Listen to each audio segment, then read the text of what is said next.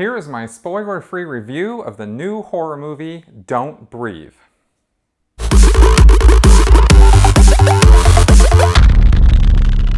I've been wanting to review a horror movie for quite some time, as I love this genre. Frankly, horror movies this year have not been so great, and I had my doubts about this one going in. But I'm glad that my first posted horror review can be one that I highly recommend.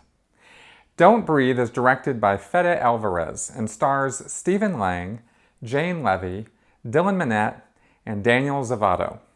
Now this movie starts out as a thriller, but at a certain point, about halfway through the second act, switches gears radically and becomes, without a doubt, a top-notch horror movie. There are no aliens or supernatural ghouls or vampires, and it is the lack of those elements that make this experience far more terrifying because, believe me, things happen in this movie you do not expect.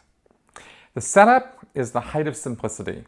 3 Detroit teens who have made a successful run at robbing houses get a tip about an old veteran who got a multi-million-dollar settlement following the drunk driving death of his daughter.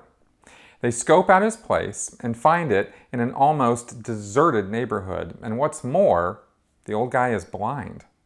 Figuring this is going to be an easy score, they break into his place, only to find out the hard way that maybe this wasn't such a good idea after all. The trick to this movie is that while the setup is simple, by the time you're done, you've watched a multi-layered plot with elements you never saw coming at the beginning. Each layer added piece by piece by piece as the teens go deeper and deeper down the rabbit hole. The initial character build-up is better than most low-budget horror movies in terms of setting up the characters, especially Rocky, played by Jane Levy. While this does evoke some sympathy for her, you have no doubt when all 3 are breaking into this place that they are not good guys, and you're not particularly on their side. Quality horror movies depend on building tension or suspense, not showing you too much too soon, but enough that you think you know what's coming, but you can't be totally sure. Where so many go wrong is that they either ruin the tension they have created with cheap shocks that don't really mean anything, or go for a kind of torture porn where the blood splatter and gore is supposed to be the payoff. The longer a movie can keep you on edge, balanced between wanting to know what's going to happen next and the fear of finding out, the better the director is doing his job. Fete Alvarez has done an excellent job on this one, using music and sound especially effectively, as well as close and long camera shots, and not letting you take anything for granted. It's tight, even claustrophobic in places, and presenting realistic obstacles that never let the characters get an easy way out. There's one sequence of total darkness that is masterfully done and puts you squarely in the middle of the action. Alvarez got really great performances out of each of the teens, but Stephen Lang is really powerful here as the blind man.